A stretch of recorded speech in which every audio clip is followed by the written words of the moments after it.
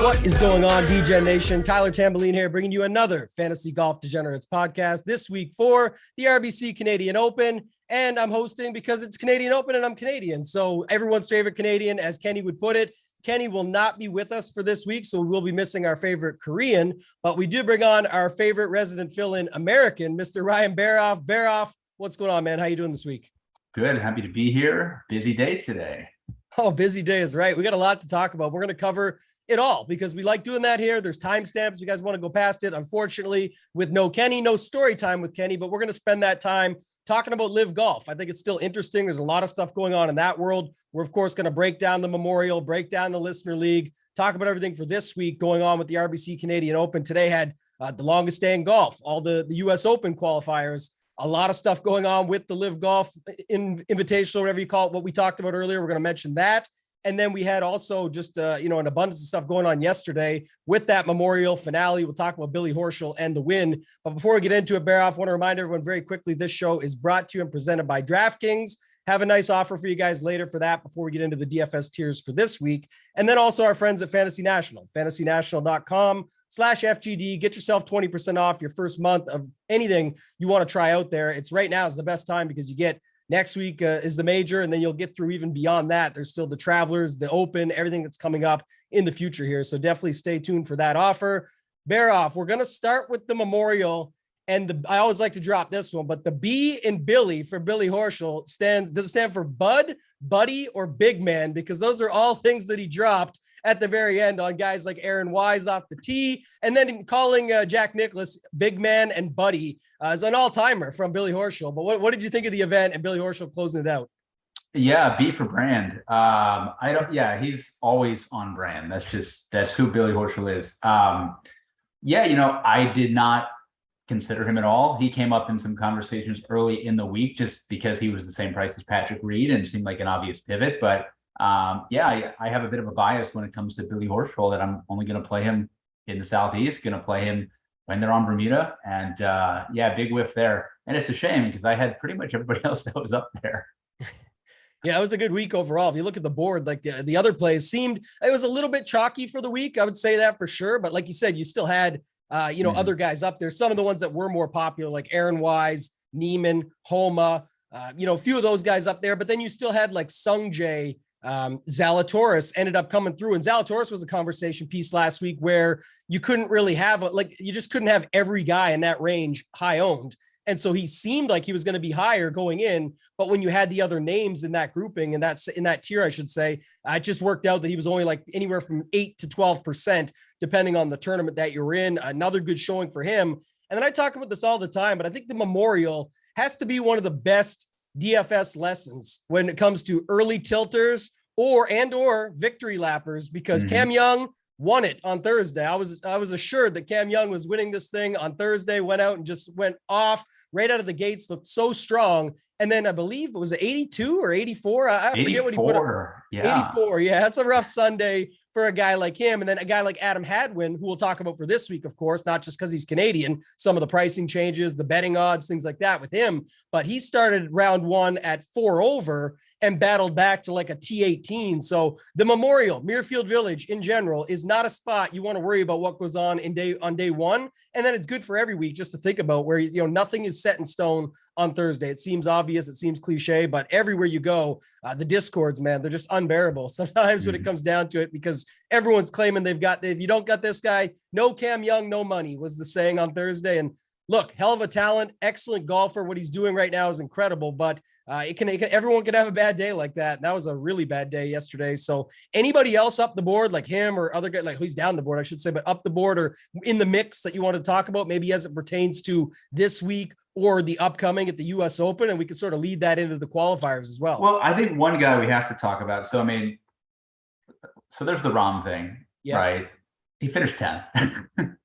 Yep. On the flip side, the other stud who's been really bad for a while is Morikawa, who missed the cut again at a course that should suit him very well. And I unfortunately made the decision to play him over Patrick Cantlay, both pretty low owned last week. Had to make a decision with my single entry because I was pairing them up with Xander at the top. Picked Morikawa, sadly. But again, like you're looking at a US Open style player who's now won 2 majors. Like I don't know. He's going to be 2 or 3%, I'm sure, at the US Open. I have a lot of interest there as well. And yeah, like somebody, we had Rahm who backdoor to top 10. You had Zalatoris who backdoor to top 5. And somehow Patrick Cantlay finished 3rd. I have no idea how any of those things happen. But I think those are the names that are going to start generating buzz when none of those 3 guys really played that well, you know?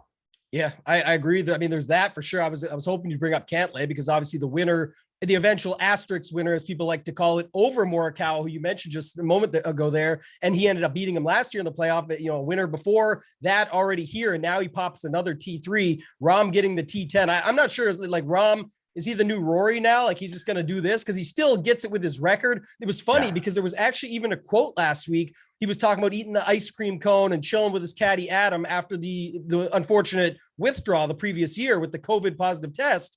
And the other line that sort of struck me in a funny way was just the way he said, like, it wasn't about, it was nothing he could do at that point, but what his main concern was he did not want to go down as a WD because he had never WD'd in his life after starting a tournament without, you know, he's never done it. So this was a scenario that he just couldn't avoid. And he said, I should at least get a top 10 because he likes keeping that for his stats. And then sure enough, he pops the T10 here. So it is a bit interesting from that aspect. Yeah, you know, I think the thing about Rahm is he's still playing fine. Like, obviously, he doesn't have his A game. He's got a bunch of top 5s, top 10s. I don't think he's missed a cut yet this year either.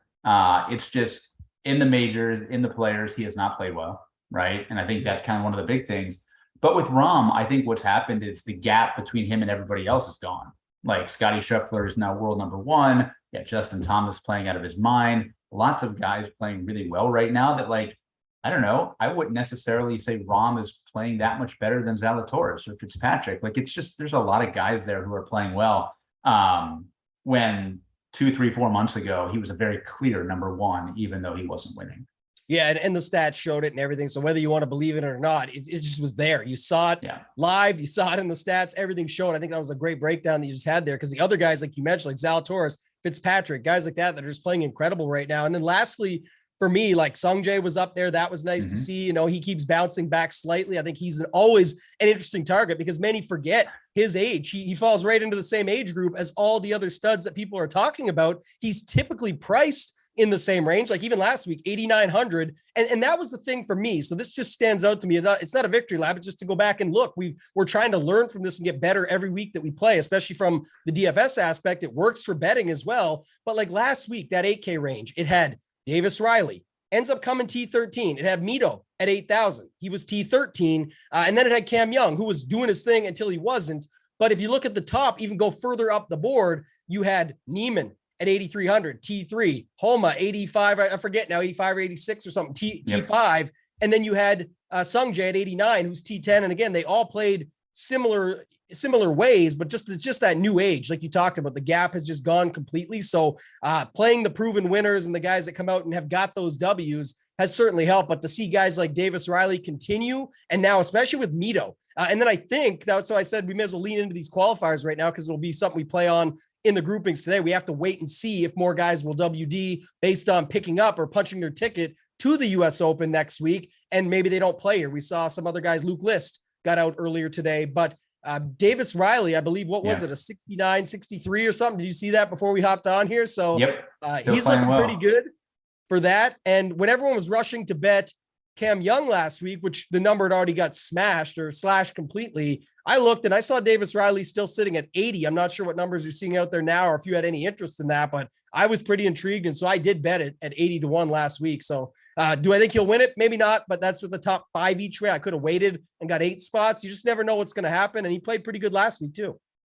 Yeah, for sure. I don't know if I'm there for a major. We bet Berger at that same number. Same number, yeah. It just seemed better. But yeah, I think back to your point, I thought Im was one of the best plays last week across the board. But it was a pivot off of Homa, Neiman, et cetera, who all crushed. So it just happened to be one of, and I mean, Cam Young obviously had a bad Sunday, but he was right there. Mito, you mentioned, not just he finished tied for 13th, he scored. He had streaks, he had an albatross. There was a lot going on there.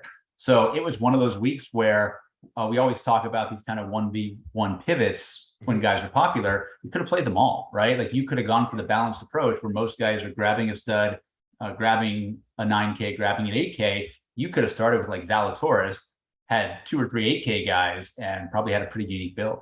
I think so too. And just to polish it off, like I always post on Twitter, the 6 guys in a range, let's get your top 3 just to try and see, what people are thinking. It's tough sometimes, even myself struggling with it. And if I had posted the 8K range last week, the answer would have been just pile a bunch of them in there. Like almost like you said, Neiman, Homa, Berger was in there, I believe. All those guys, Davis Riley, that's like 5 guys in the top 13 right there. And then Connors was 8,400. So he's right there at T13 as well. Lastly, Cam Smith +5 on Sunday, still finishes T13. The guy, he's still having the smallest of issues here and there, but it doesn't feel like his game is gone or anything like that. I was actually surprised. Yeah. We'll see. It seemed a little fluky. Like I think we talked about this last week that I thought the course fit was really bad for guys like Cam Smith and Jordan Spieth. Spieth obviously didn't play well. Smith obviously had a bad Sunday, played pretty well, but like he had a couple of chip ins, made some putts. Like, I don't know. I don't think he was going to do better than a top 10 or top 15 anyways. And at the price that he is now, that's not going to get it done. I agree. I chose him over Spieth last week. And funny enough, doing the round 2 showdown show on the same spot we are now, the Mayo Media Network, I said after that, people were like, didn't you love him for Classic? I said, I did. And I have a lot. And even though he's sitting 5 under after round 1, I don't like where this is going. I said, I don't like what I saw from Cam Smith today, even though people would normally just look at the scoreboard and say he's a great play. I looked into it a little deeper and I just didn't feel like it was that. I was surprised to see him get to T13, but it certainly showed. Perfect week to go back to Cam Smith. Yeah, that's true. Well, we're going to get into that here. Okay. Anything else you want to talk about for the Memorial? If not, we'll go to the Lister League. Bryson's still broken. We talked about maybe sprinkling him in a little bit at a very, very low price, probably the lowest that we'll see. Although I guess at the US Open, he may be lower even as a past champion. So he's just not right. Obviously not healthy. He is off the radar, probably off to live soon. So yeah, I can't wait to get to that. And like I said, people don't like it, move on. But at the end of the day, that's why we got the timestamps. But the other thing on Bryson is that even if he comes in at the same price at the US Open, it's, with the stronger field and everything like that. That's still a cheap price tag for that guy. But it definitely, like you said, I saw nothing that has me intrigued about going back to it. That's sort of one of those things where like Rahm is the worst. I know we already talked about it, but it's like where he sucks you back in. I was like, if you've been on Rahm, you are not fading him at the Memorial. That's just not the spot. No, that's the thing. Like, even as bad as he's playing, his floor is like 15th, 10th, 20th, 12th. And like, if you get the rest right, you can still do okay with Rahm.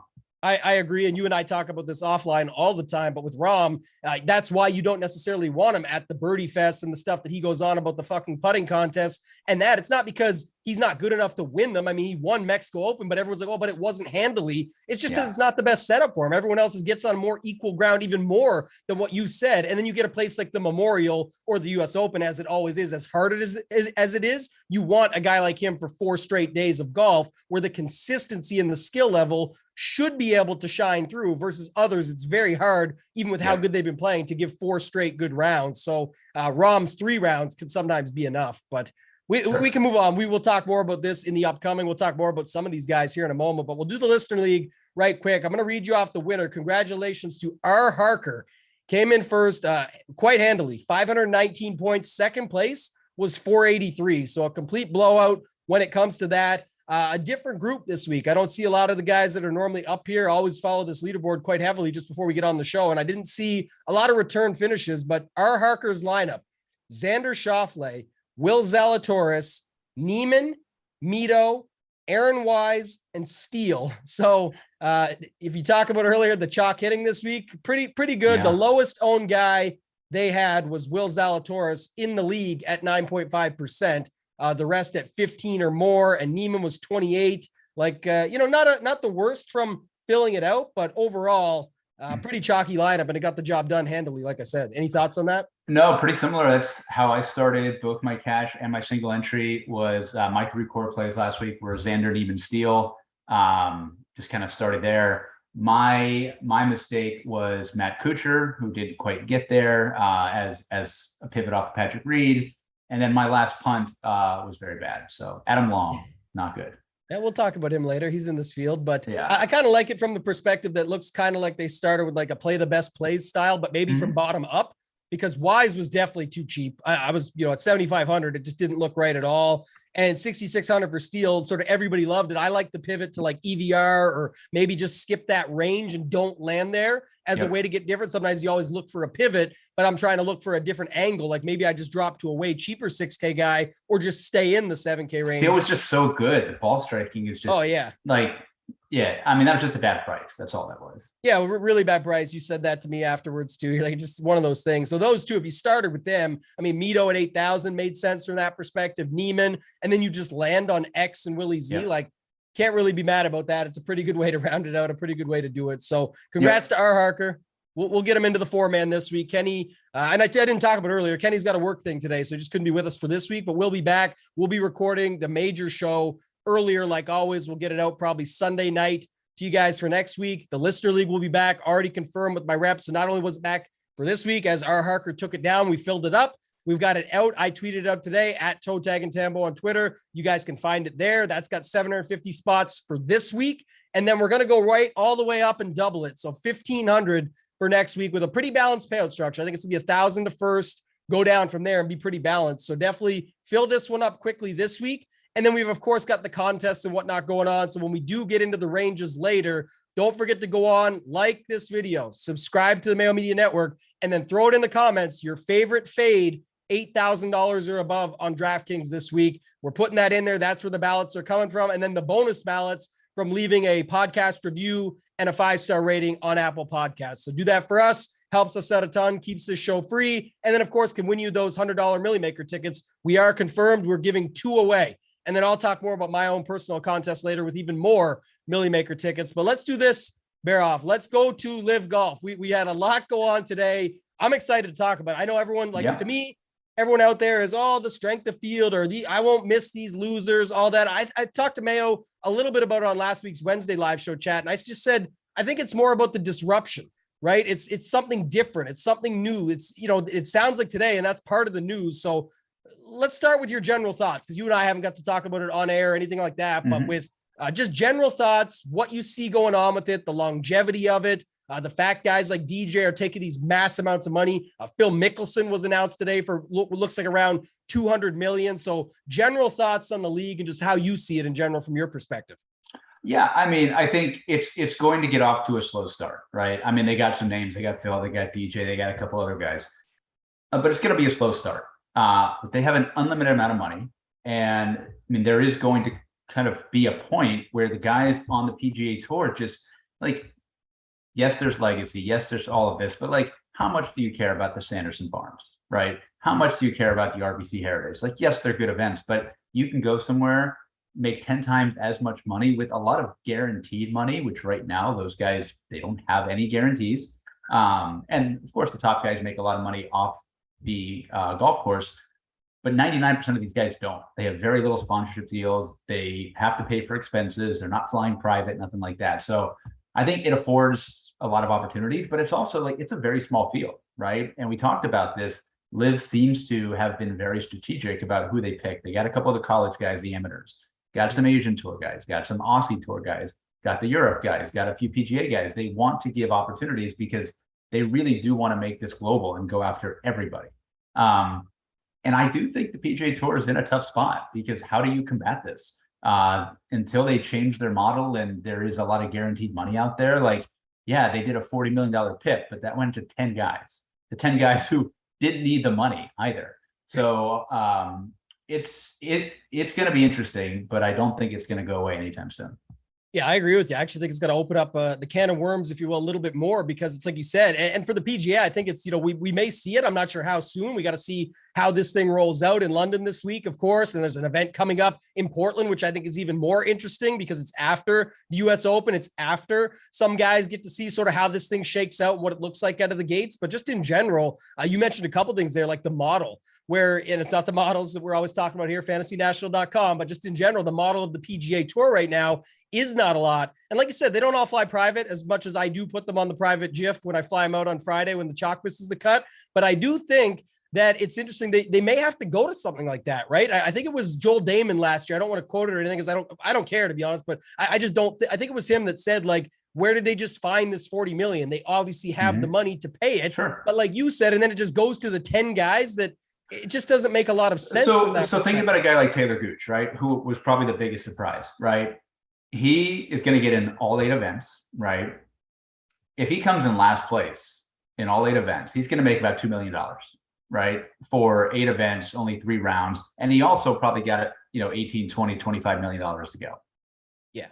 That's my thoughts. There was some, what are you going to do? He might've got paid today. And I said, I thought like, I think 15 million sounds correct for a guy like him. It's nowhere near DJ money. It's not even going to be what Poulter got, supposedly 30 mil, but it doesn't matter because he wants these smaller, weaker fields. And like you said, he's not going to come in last place. He's not going to come in last. No, it's like a PGA Tour win or two based on coming in last in all the events. He's probably going to make $500,000 per week.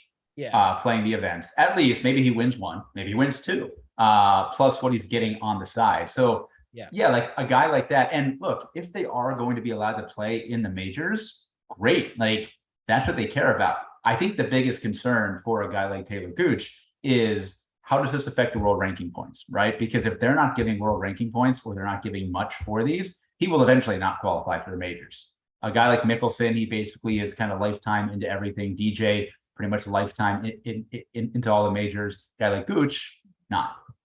Yeah, and that's where you got to think back to, like you said, as much as everyone goes after the legacy conversation and whatnot, sure, for some, that's what the case is, or for some are in their prime and they already have money coming in hand over fist, it doesn't matter. And the tour earnings are the least of their concern. Like they're just there for the trophies, the majors, and they already have the money coming in from every angle with sponsorships and whatnot. But for a guy like Gooch, I think it's just mostly, maybe he's not about that, as much as he'd like to have it and he'll get to play in some out of the gates. What if he pulls off out of maybe this week he wins it and it's, what is it? 3-4 million. It's a team event this week. So I know the money's split differently. I think it's 3 million split amongst the team. Is that correct? So it'd be 700,000. Yeah, but that's in addition to kind of what they're making on the individual side. So, at a minimum, he's going to be making a couple $100,000 this week.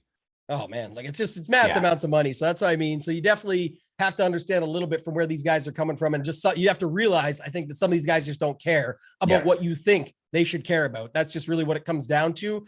We had some other things go on. So Kevin Na resigned over the weekend today. I think it was Louis, Charles, Brandon Grace, and one other guy. Who was it?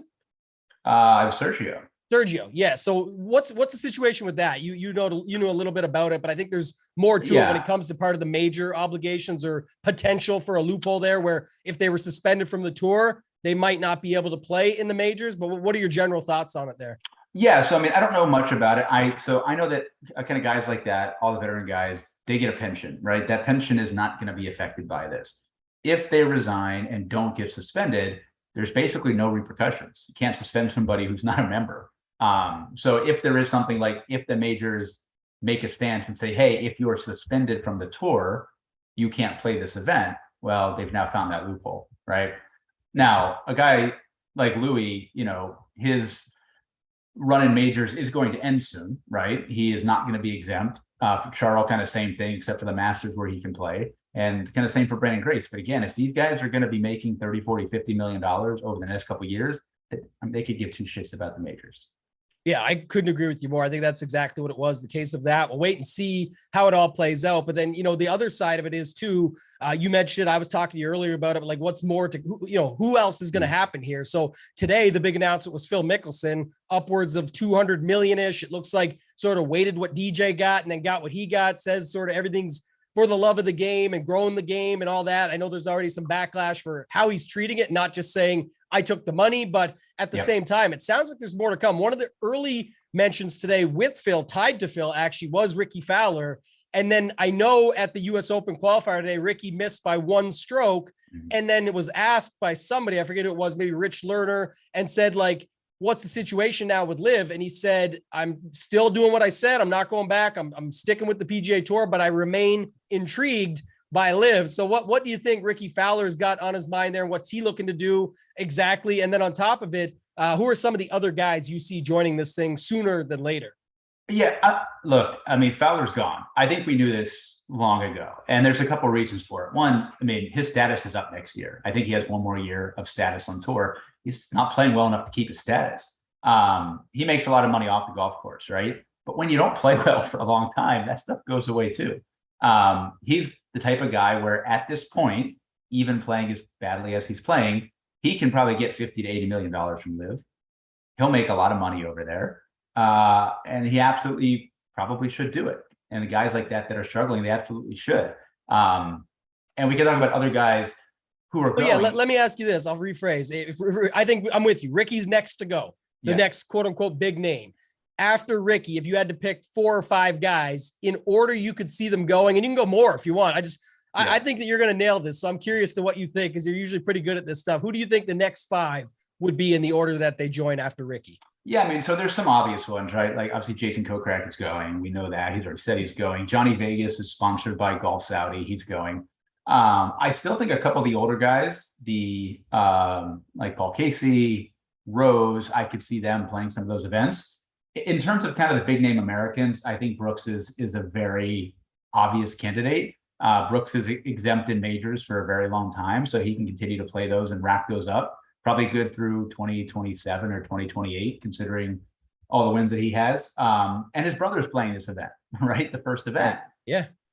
The only way Chase Koepka got a spot in that field is if they got at least a verbal commitment from Brooks. May not be signed yet, may not play every single event, but it's the only reason why he's there. So I think that's an interesting one. And the other one is Xander. You know, we've seen Xander play some of these events overseas, in Japan, in Asia. He's good friends with Mickelson, and Mickelson did mention today in his first interview that, you know, he's been back home and playing with his friends and things like that. Even though he lives in Arizona now, I would not be surprised if Xander is one of those people that he's been playing a lot of golf with. Mm-hmm. And I could definitely see that. Like, Xander is exactly the type of guy who is having a pretty good career, not really winning a lot. He's going to be able to play majors for a while because of his ranking. Like, go make $100 million. Go do.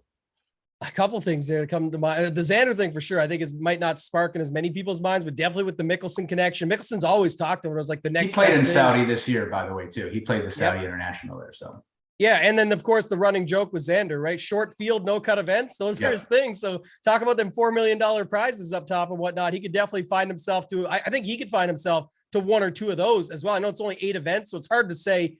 Winning 1 would be massive for anybody. It's more than Cam Smith won at the increased largest player pool or prize pool ever at the Players. So that would tell you everything you need to know for these guys. But Xander would definitely be up there with DJ as a favorite. And hey, here's the thing about DJ being the favorite at all these tournaments.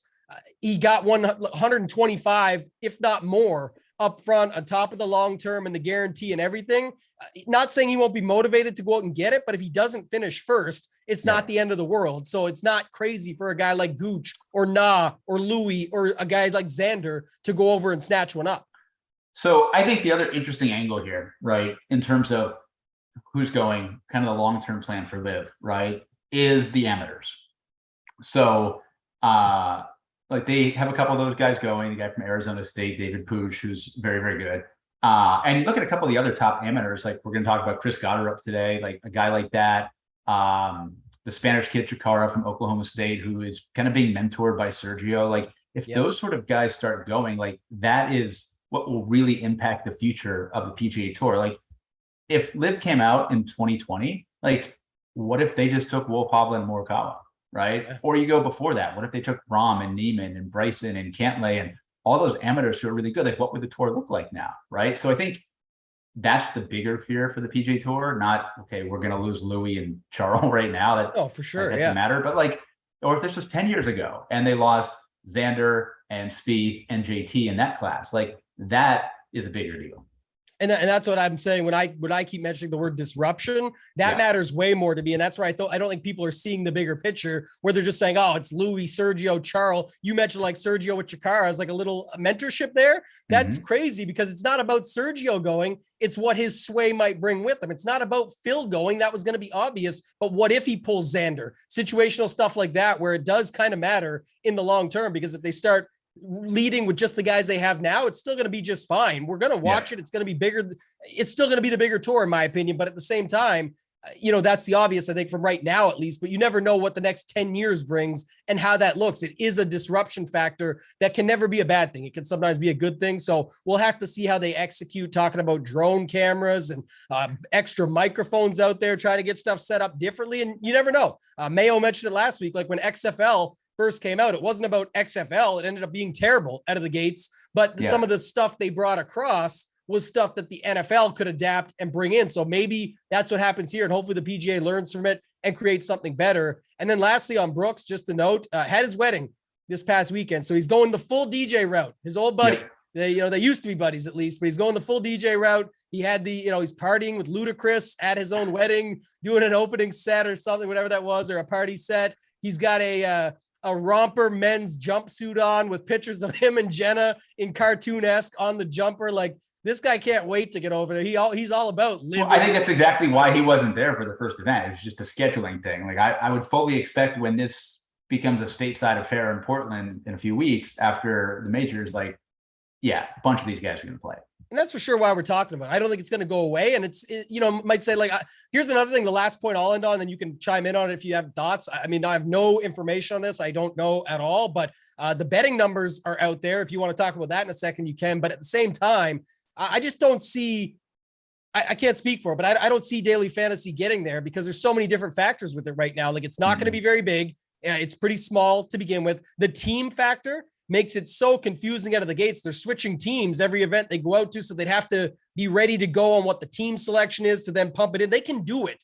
I'm just saying, for what the interest level actually would be, we just saw it with USFL, right? It came out big the first week. There was people doing everything. They had the stats out there. We would have all the same stuff from the golf world, even more so with all the sites we have, the stats we have, the know-how. It's great. Yeah. But like, they haven't even put big DP World Tour tournaments out there really for the most part, or big LPGA tournaments out there for the most part. So, and they didn't do contests for Saudi, at least at the outset. So I mean, the team thing is weird. Like, I'm all for new formats and things like that, but it's not a team event per se, because you're also competing against your team members. Yeah. Like, you're playing for much more money by yourself than you are as a team.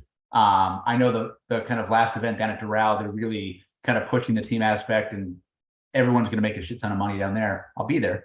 I'm definitely going to go kind of watch that. But I think that one will matter a little bit more. And I also think at that point, you're going to have a lot more guys there that we know.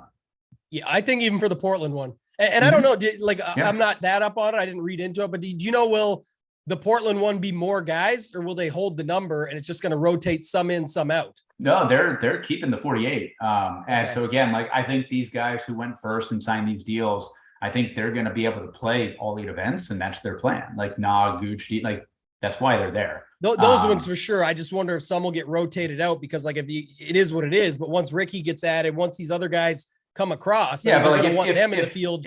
If like Brooks goes now, right, he's going to play the next 7, right? Like, he's not just going to go and play 1 or 2. For sure. Yeah. Like, if you're going for the money, you're going to go for the money. Right? Yeah, and that's why I was more so wondering, like, who you think, how it works, like, on who gets pushed out, because some of the guys that got added late were almost more like qualifiers that like, you can say it's going to be based on like world ranking, but I guarantee you there's a small brain trust starting with Greg Norman, and they're going to handpick who's going to go where. Yeah, you're not playing this week, bud. Sorry.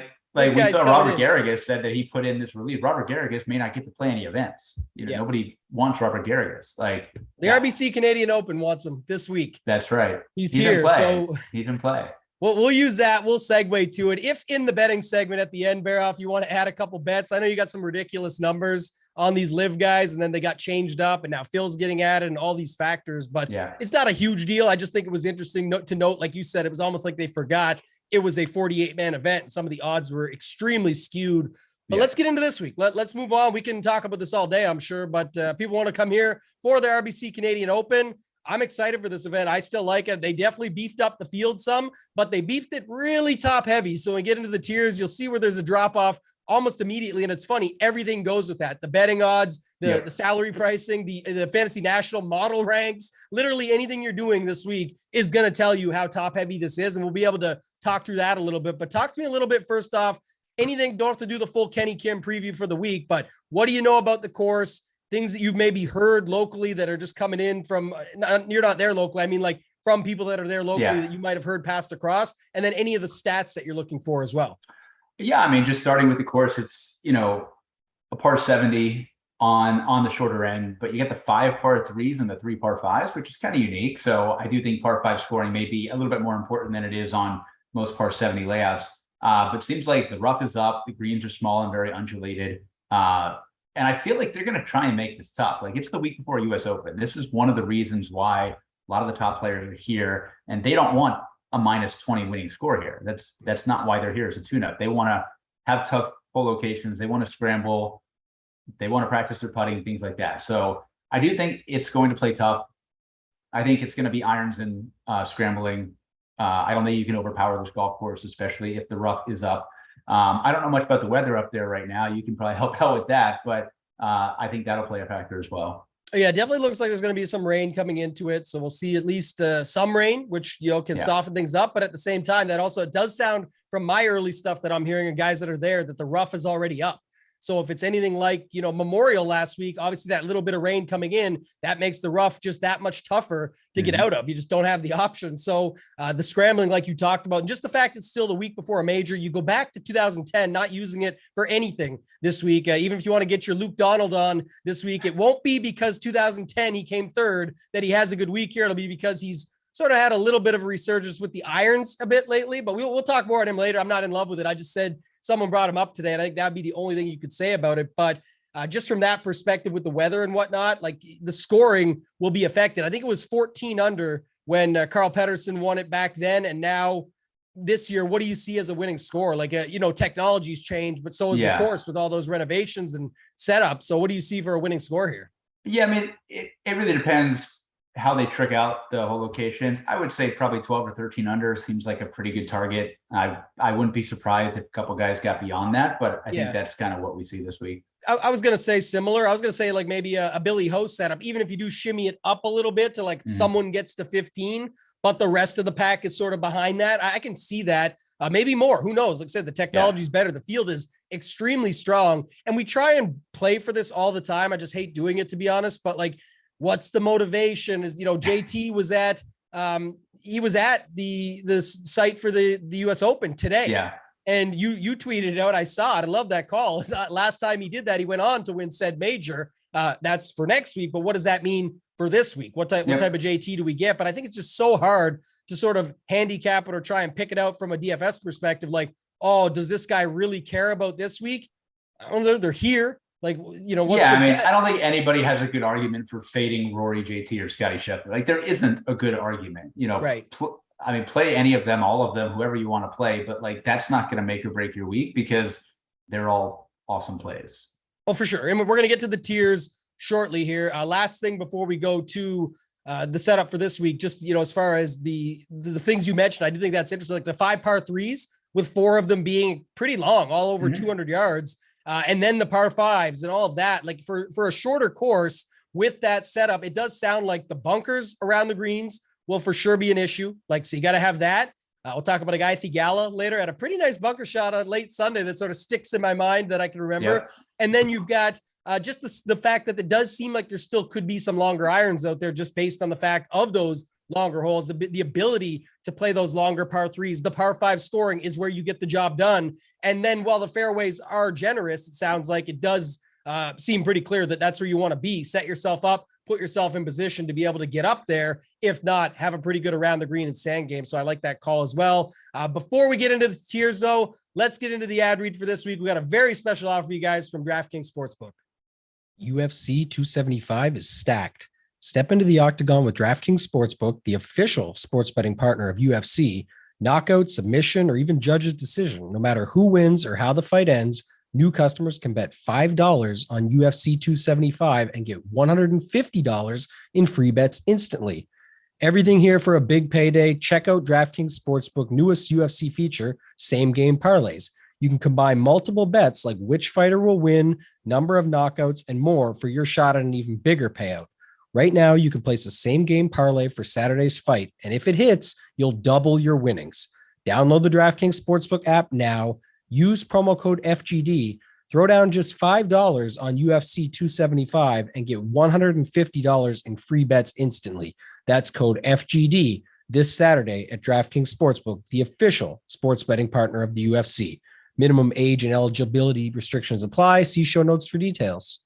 All right, so let's do this. Let's get into these tiers, Baroff. We got Scotty Scheffler, world number 1 at the top, 11,100, down to Sam Burns, who, look, he's up to 10K at least now, but just this guy just can't stop. He just beat Scheffler in a playoff. He's having himself a pretty good year in his own right. So see what people do with him. But I think, like you said earlier, it's going to be these three at the top where the main focus goes. And I'm curious, like, is Justin Thomas the guy that people just continue to play over Scotty? Or are people going to go to Scotty now? Does Rory, for the little bit of savings, get popular? What are your thoughts on these guys at the top in general, all this range and ownership as well? Yeah, I mean, I think Rory's going to get the ownership. I do. If any of those three get squeezed, I'll say it's probably Scotty Scheffler, just because pricing's a little tighter this week. Like you said, and we'll talk about, there's not a ton in the sixes. There's a lot of guys in the nines and upper eights that people are going to want to play. And it's just hard to get there when you're paying over 11K for Scotty Scheffler.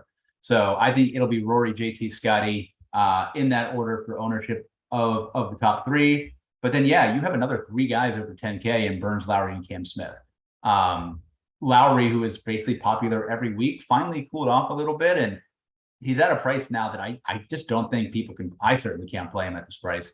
I don't think people will as well. Torn on Burns and Smith, but just overall, I think it's a better course fit for Cam Smith. So I would say Rory is my favorite. Cam Smith, probably my second favorite up here.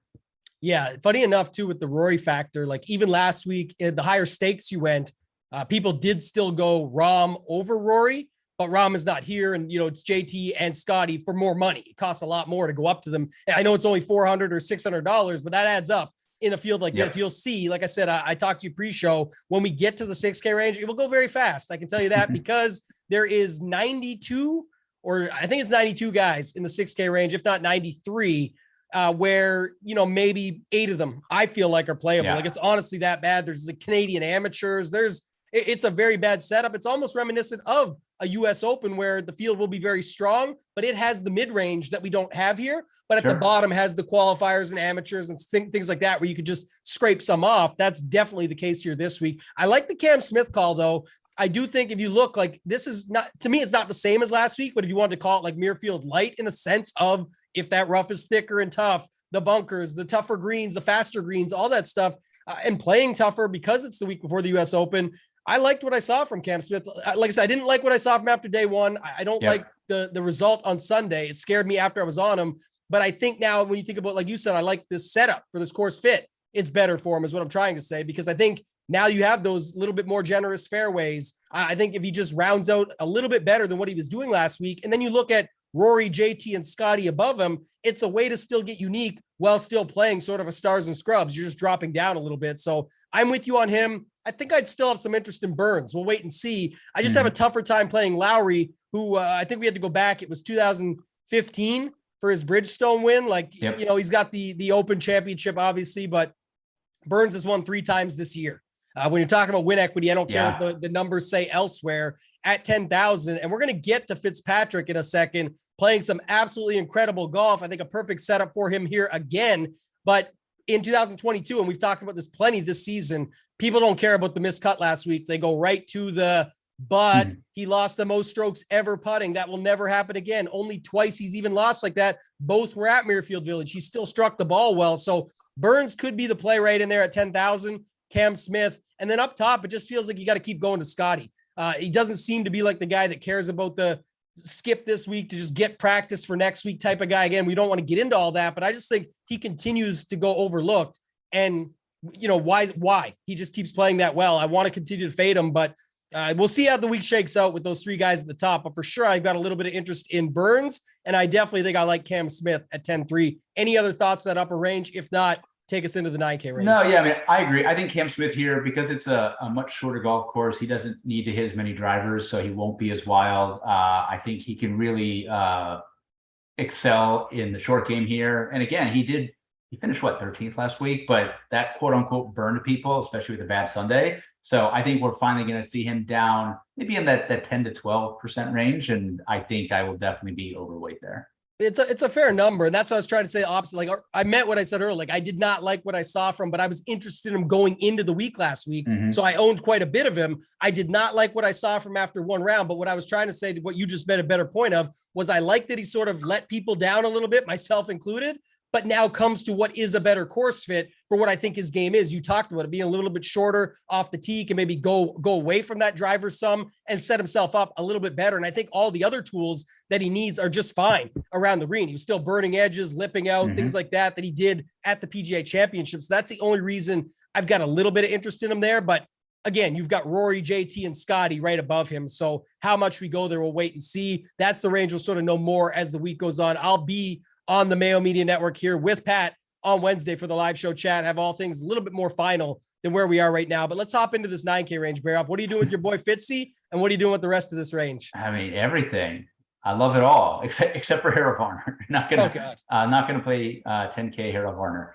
Yeah, I mean, I think you'll absolutely see some flop lag on Fitz, even though the guy literally had his best 2 ball striking days of the season. He would have been number 1 across the board had he made the cut. So had his worst putting performance that I can remember. I think he lost 8 strokes putting or something. Almost. Yeah. Absolutely going back there. It's a short course, accuracy course. You need to chip and putt. Like, couldn't be a better setup for Fitz. Even better than last week because it's a much shorter golf course. He'll feel a lot more comfortable here. Absolutely love him here.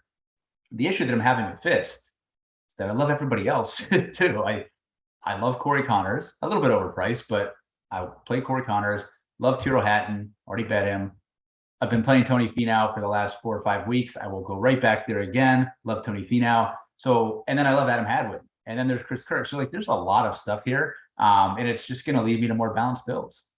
Yeah, I feel very good, much better, at least about this range than up top. Like, 'cause up top, you can kind of let ownership decide things. You can roll with your gut where you feel like if you find that everyone's going to JT or Rory and leaving Scotty unowned, you can just do that. That's like you said, you can't really go wrong up there with your decision. It's more of, you have to sort of go with your gut because they're all going to be similar. It's just where you want to roll with it. But this range, Corey Connors, I like. I know it looks overpriced, but the thing about the Hadwin versus Connors thing, like last week, Connors was 8,400, Hadwin was 6,800. I do agree that I think we talked about this earlier with someone else. Maybe I was talking with that Hadwin was underpriced last week. And that's why he ended up on the optimal at 6,800. Like, the guy just made perfect sense. But at the same time, they basically finished with the same score. Connors beat him by 1 stroke. And now all of a sudden Hadwin gets the massive jump up to his range. So maybe that keeps people off. But when you've got Hatton and Finau right there, I actually have a little more interest in them. Maybe you squeeze the Canadians, right? But I do like Connors with you. So he's the one I have a hard time squeezing out.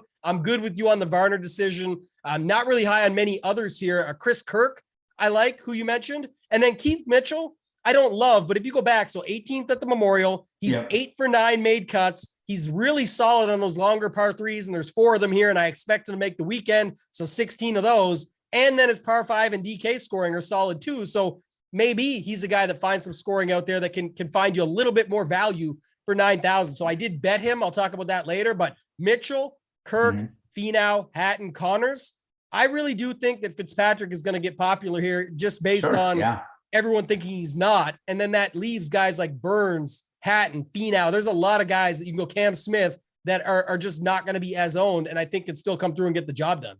Yeah, I mean, I tend to work backwards here just with the guys that I'm not going to play, right? So like I mentioned Varner, not going to play him. And then based on the guys that I like, it's basically going to leave me with no Munoz, Kirk, Mitchell, probably no Patrick Reed either, just because I can't play them all.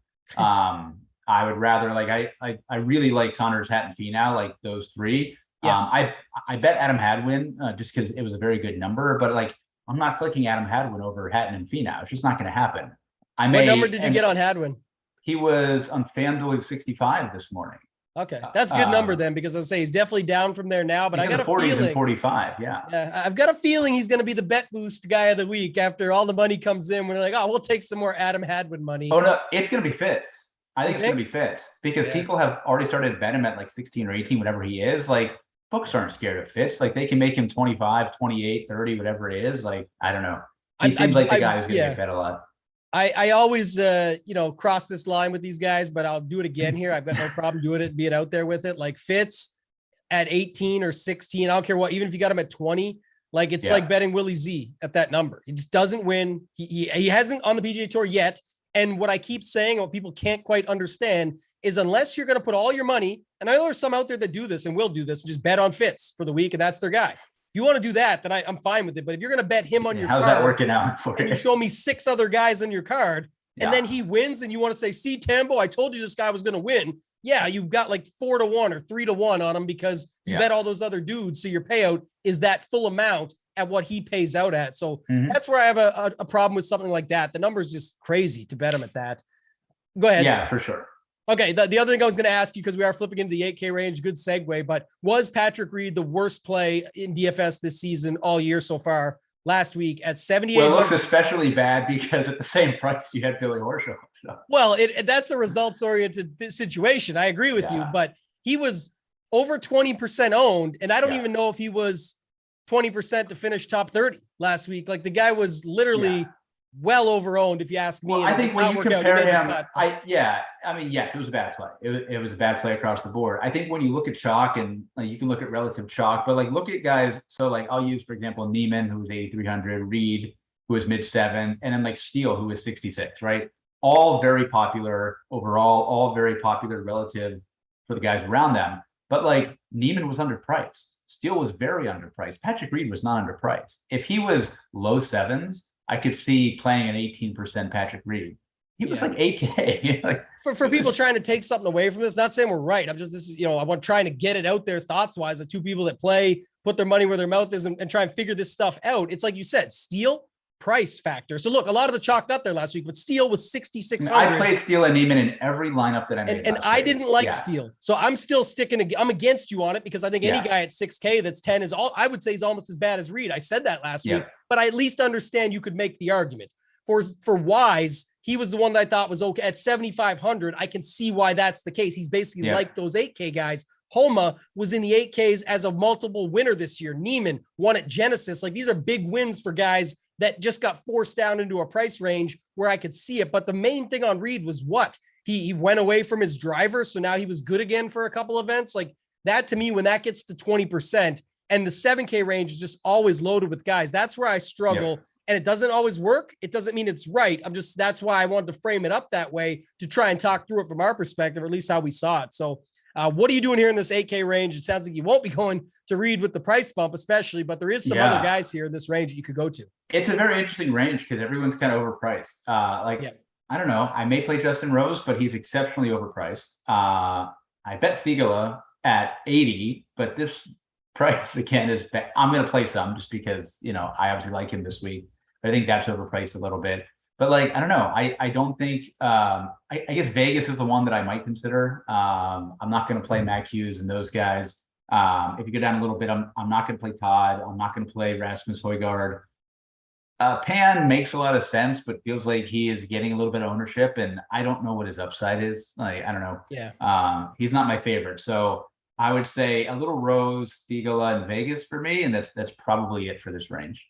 Yeah, I couldn't agree more. I think one of the things about this week, it'll get talked about a lot with this, obviously an earlier show in the week, but stars and scrubs will be prevalent. And like you said, there's ways to go balanced, but when you say balanced, or when we talk about it, something like we're obviously talking about still being able to use maybe 3 of those 9, like you'll still go pretty aggressive with what you're doing with liking Connors, Hatton, Finau, those types of guys versus playing the 8K range guys just to be different. So it almost feels like no matter how you want to do it, superstars and scrubs or balanced-esque where you're going to the 9K range, but then skipping, it does feel like skipping this range stands out because nobody in here really pops for me like Vegas. But like you said, he could still get a little bit popular because he's got the old school course history, nothing to do with what the new setup looks like or this course. It's at a completely different course, but he has the RBC Heritage or RBC Canadian Open history. And then he got T37 last week. His odds are decent if you go look at the board and stuff where people look at it that way. And then I like Thigala too. I think like I said earlier, that bunker shot on late Sunday, that comes to mind. All of his stats look pretty good. I think he's a higher upside talent than this range is showing. Because you talked about a guy like Pan, who I had interest in. I still have interest in. I'll wait and see what happens. But he definitely feels, my notes are, the not sneaky guy early on in the week, right? Everyone, I'm going to play CT Pan. He looks so sneaky. And then by the end of the week, he's like 15 to 20%, if not more, because no one can really find someone in this range. And I actually like a few of these guys in the upper 7K range. So I'll click it over to you first. If nothing else in this 8K range, who are some of the guys in the 7K range that you like? I mean, the first one of my favorite plays, Aaron Rai, just perfect golf course for him. It's short. You got to scramble a little bit. And he's really been pretty solid and pretty consistent this year. He's made most of his cuts. He's shown some upside, right? More upside than, you look there, Mark Hubbard Champ has been very inconsistent. Adam Long burned me last week, which was really, really annoying after playing well. Had another crappy day at US Open qualifying.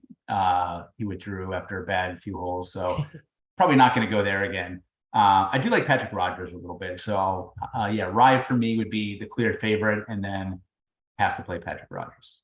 Yeah, funny you said that. Maybe he'll get popular, but I was going to say, that Pan situation there, I was loving Aaron Rye underneath him. 5 of 6 made cuts. And I know last week, if you go look at the stats and pull it up, it was all putter, but to still pull off a 26th, just being able to do that. And I think if you look before, his irons were better, a lot of those previous made cuts. So I think if you could just think about Rye and his upside at 7,900, I think he actually has it. So I was interested in him. And then Mark Hubbard is, like you say, doesn't have a lot of upside, but at least he makes the cut. So you could go there. I might go back to Long before his missed cut. There's a different scenario here. It's not like a CT Pan situation, but 35th, 15th, 12th, and 35th. At least if he gets through, you get something for it. And I like playing guys like that. JJ Spawn, Nick Taylor as a Canadian that I actually might have interest in. And then I was going to get your thoughts before we go into the $7,500 range, just on like Perez, Fratelli, those two guys. So Perez, 11 to 13 made cuts with 26, 12, 9, 6. He's got some numbers mixed in there. Looked okay and pretty good stats for last week also. And then Fratelli, surprisingly, I had to go look this up, but 10 of his last 11 made cuts with an 8th, 16th, 35th, like real upside thrown in there as well. So any thoughts on Perez and Fratelli at the bottom of this upper 7K range? A couple. The last thing that I'll say, just because I mentioned Patrick Rogers, looks like he's going to get through to the Open. So that's good. He's right there, but he looks like he's going to be a shot in. So that's good. I would say Pat Perez for sure over Dylan Fratelli. And it's weird because, like, in terms of his finishes, Pat Perez has had a great year, right? Been very consistent, a lot of upside, but it's been like all short game. He's now a good putter and a good scrambler, which is very strange because it used to be iron play and ball striking. But yeah, I think this is a great course for him. I don't know if I trust Dylan Fratelli on a tough golf course where you have to scramble and things like that. He tends to play well when it's firm and windy. You can be a little more creative. And so probably won't go there. There's not much else in here in the mid sevens that I like, but plenty kind of below that in the lower sevens. Yeah, it depends on how the course plays out, right? I guess that's the thing. One thing I was looking at with Fratelli, I was trying to think of it like the Masters, he had the 5th, but there was wasn't there the tournament where he was wasn't it the Memorial or something where I forget what it was. He was wanting to shake Jack's hand in the booth because he'd never met Jack. And I thought he played good at one of those, but even just recently, so 26th at the Genesis, 16th at the Honda, 8th at the Valero. None of these are the hardest courses, but just in general, they're still decent fields. And this is, again, it's very top heavy, but strength of field wise, I think he could still find his way through. So I don't hate it. Take us into this 7,500 down to 7,000. I got, some looks here at Smotherman, Duncan, guys like that people are already talking about. And then anything else you're seeing, again, we could have some WDs based on guys getting in to the US Open with their qualifiers today. But what are you seeing here? 7,500 down to 7,000. So I'll start there. A few guys that kind of look like they're going to get through to qualifying. And so they may withdraw, but Bramlett is down there at 7,200. Like him a lot. He actually won his qualifier. I think also Chase Seifert won his in Georgia. He's at 7,100. Doesn't seem like a great course for him. Playing in Georgia does seem like a good course for him, but that'd be someone who I would potentially consider. And then Adam Svensson right on the cusp right now. Looks like he is likely to get in. He's not done yet. So he's probably got at least par 18, probably birdie 18 to get in, but it is a par 5. So I expect him to get in. Beyond that, like if we're talking about guys who can scramble and who can play in pretty tough conditions, Steven Yeager and Danny Willett and Matt Wallace would be the 3 that I would kind of focus on. Willett, probably the worst form of the 3. So if I had to cut one, it would be him. Matt Wallace seems to have found something. He had a couple of really good finishes over in Europe the last couple of weeks, and this is the type of course that he would do well on. And then Yeager, it's kind of interesting because he has a kind of a brand of being the guy who can go low, like Birdie Fest, but he's actually pretty good around the green. So, and the iron play has been great. So I think he's a good player as well. Yeah, I did hear a few mentions on that. So I think that's on Yeager. So I think people will like him, but he won't be popular at all. Just one of those guys that will get talked about, but will just be like a mediocre ownership number. So if you like him, you can definitely play him. And if you think his talent level is better than some of the guys around him, I would definitely just bump him up there and consider him that way. It's not going to make a difference, even if he does pick up a little bit of steam. What about Lipsky? He's another guy I was going to ask you, but I thought he might get in today, but what ended up happening with him? Yeah, he withdrew from the qualifier. Not sure why. I do like David Lipsky. I think it's a great course for him. He's been really consistent, kind of like Aaron Rai. He's been consistent, but also has shown some upside. Like, just makes a lot of birdies, scores a lot, has a lot of streaks, and you give him a short golf course, and that's perfect for him. So I'm actually considering him for my single entry team. So I think he's a pretty interesting play at 7,300. Some of the other guys I'll probably take some shots on here. Again, I'm not going to play many in the 6K range, so I'll take more shots in here. But Svensson was one of them. It sounds like there's some love out there for him, but I just think, again, why not? It's also, dude, don't forget the RBC Canadian Open here. Like, even if he gets through to his qualifier, it's just less stress. He comes in knowing that what was the Homa saying a few weeks ago when he won? He said, like, worst case for me, I'm going to make a boatload of money and I'm still going to have a good finish and be playing well enough to win the PGA Championship when he won Wells Fargo. Svensson, what's he going to say? Like, it's at my hometown event, right? Exactly. Or my home country event, I should say. I'm going to go in and play. Worst case scenario, I've got my ticket punched for next week to the US Open if he gets through. If he doesn't, even more motivation, really, if you think about it. So I like him. Doug Gim might get popular by the end of the week, but he looks to be pretty decent here. And then JT Poston was one that stood out. Just another guy that you look, again, you're going to have to take a shot. It's more of a, if he makes the cut, what can you get from it? That's how I always look at these situations. I don't feel great about him, but third at the Heritage, 9th at the Wells Fargo, 37th last week at the Memorial. At 7,200, he could be a guy that rounds out your lineup completely at the last guy in. And if that's your upside, I've got no problem with that. I don't think the courses are similar at all, but if you take a place like Heritage, well, Wells Fargo is actually probably more similar, to be honest, but Heritage, place your ball in the right place off the tee. You can club down in spots, need to get yourself lined up for it. Doesn't compare. It's more about how some of that stuff could still add up to being able to make a cut. And then what his upside is from being able to make the cut, I think is more than most than just the quote unquote safe play down in this range. So any other thoughts there on any other guys in the 7? Yeah, I mean, one of the things that I do here with this range, because again, there's a lot of guys you can play, which we mentioned, you know, I try and narrow it down. I don't go too stat heavy here, but I try and narrow it down by form, right? And then I also look at comp courses, which we didn't really talk about because we didn't do course history. I'm not going to give away all my comp courses, but I will say I ran, I think it was 5 or 6 comp courses that I ran here. And the 2 names from this range that popped that we already mentioned, one was Adam Svensson and one was Steven Yeager. So definitely going to play those 2. I think they'd be my favorites from this list. Yeah, I like it. Like I said, again, it's more about too, like I talk about this all the time. It's like, oh, but this sucks about them, or these stats aren't good or whatever. It's like, I don't really care because I'm playing them. I'm not putting them in my pool if I don't think they're making the cut. And if they do make the cut, it's what can they do for me from there? And that's where so many people get confused with like, the scoring and how it works. And they're like, oh, but my guy I got 6 of 6 and it went backwards. Well, yeah, your guy, your 5th and 6th guy, both in your lineup drop back to like 60th. That's not going to do it. Just because they made the cut isn't the important piece. You need that upside once they get through. And it sounds obvious. People are like, no shit. But at the same time, that's the truth. And so many times people get caught up in that, like, he's the safe play if he can do it. I like that. And it gets talked about sometimes or even made fun of, but I like that in higher stakes. When I only got to beat 1,000 people in a 555, I'll play a guy like Zalatoris there because I think if he comes T18 and falls apart on Sunday, he might still be good enough in my 6 of 6 with some of the scoring, with whatever, that he still ends up because I'm getting leverage in other spots in the build. But in a large field, it's just an easy X in a lot of cases at a birdie fest. Like when it was brought up a few weeks ago, because a guy like Zalatoris, where I need a perfect lineup, in a birdie fest when you're getting your 6 of 6, I just didn't feel good about him there. But I think it's something like higher stakes. It's no problem having him where the 6 of 6 becomes a little bit more important and then just finding some upside out of the weekend. Obviously the perfect lineup there gets the job done too. But my point is more, you can get away with it. Usually 50 to anywhere to 100 points difference some weeks. So let's move on. This 6K range will go pretty quick. I talked about it earlier, 92 or 93 guys. Feels like 85 of them are unplayable. Talk to me about Gotterup. I know you got a sales pitch for him. And then who are some of the other guys you like in this range? Yeah, I guess working our way down. You mentioned Adam Schenk. He's probably one. Just been pretty good. Had really good ball striking the last couple of weeks. Really good iron play at the Memorial. I think he gained like 8 shots approach last week. So, and that was a pretty strong field. Also has a couple top 10s this year. So there is upside there. He just made a bogey, but he's T5 in his qualifier with 1 hole to go. So it looks like he'll get through as well. He's in that same one as Adam Svensson. So kind of watching both of them.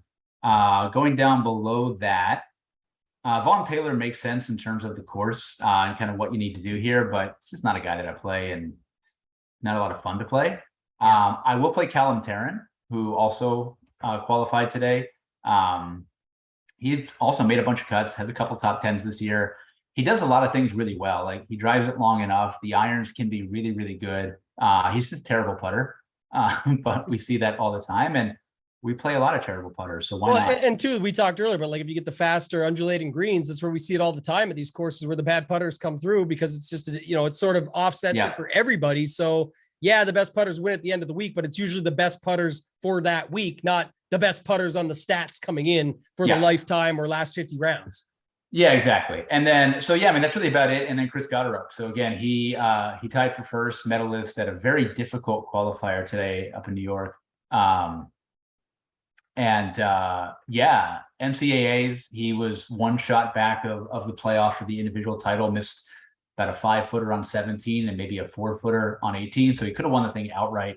But I mean, one of the best amateurs here, I think it was Puerto Rico, where he had a top 10 finish as well, his only tour appearance. So just does a lot of things really, really well. And I mean, we've seen these sorts of amateurs make these cuts, not just here, but at the US Open as well. So I have a lot of interest in him at 6,300 because he does open up a lot where you could play, let's say, Rory plus another stud. So if you want to go that route and you're not going balanced, I think Chris Gotterup makes a lot of sense. Yeah. And again, what do you see happening here? Even if he picks up some steam, like where do you see him getting to? Oh, 4%, 3%. Like it's not going to be more than that. But because pricing is tighter, I think he's going to turn into I can click him in and get Rory plus JT or something like that, Yeah, as the week goes on, I'm sure it'll get brought up, even though I think, again, it's just a conversation piece around leverage. If he gets to 7 or 8%, and that's what you feel like he's going to be at, I think you could still play 15% and take an aggressive stance here. Like he is one of the better players down here. You talked about it a little, but like Haskins Award winner, maybe, I don't know. It doesn't seem like another Panda we've got on our hands here. So we'll have to wait and see, but no, and he's kind of going under the radar too, with all these other amateurs, the Cootie brothers from Texas and Chikara, and the freshman who just won the title. Like he's as good as any of them. So I think he's a great player. And you mentioned too, the T7 at Puerto Rico. So when he did get his shot, he came through there. He had to win an event too, to even earn that. It wasn't like a special exemption. He got in based on a amateur event that led him into it, and then goes on to finish T7. And then now you've got the situation where, look, it's another situation like the Svensson thing. If he gets in, I don't think he WDs out of this. It's another tour opportunity for him to get out there, get some practice, get in some reps, and try and get the job done. So I really like that. And you talk about motivation at the guys at the top. What about the motivation from a guy like him at the bottom? Time to come in and prove himself in a good spot when he might actually have already punched his ticket to next week. By the time, I think he did today. You said it, right? He already got his, he's done. Sorry. It's not like Svensson and Schenk where we're waiting to see if they get it. He's already in. So quite handily, it sounds like. Yeah, Schenk should be good. Svensson's tied for 12th. He's done. He did not birdie last hole, but there's 13 spots. So it would take guys like Putnam and Ches Reavie to pass him. And I don't see that happening. So he's probably good. I'm good with that range. I don't have much else to add. I was sort of with you on those guys. I like the Tarrant call you brought up. I'll take a shot on John Halsborough, PGA Tout on Twitter. He put me on this guy a few weeks back, Scott Guchewski, I think his name is. This guy looks like the stats line up quite well, just going backtrack and looking. I'll take a shot on him here. I think it's just another interesting guy that you could play down here for a little bit more money. And there's really like nobody down below with you on Schenk. I don't play Vaughn Taylor either, so have a hard time going there. Don't see much besides the models show them and the stats like them, but not something I'm going to be too interested in. There was a lot of guys in that 7K range that we talked about that you can play, especially in that lower 7K range. So we can move on. Let's go to bets. We mentioned some of them along the way. What do you got for bets this week, Baroff? Yeah, pretty tight card for me this week. I got Finau 30. Got Tyrrell Hatton at 33. I got Hadwin at 65. And I got Sahith at 80-1. Okay. That's it. I've got 4 right now. I didn't go heavy. I didn't bet anybody at the top yet, actually. I bet Keith Mitchell at 50. I bet Thigala at 66. Again, I'm getting the each way on these, so it changes the numbers a little bit from some of the sites out there. Rye at 100.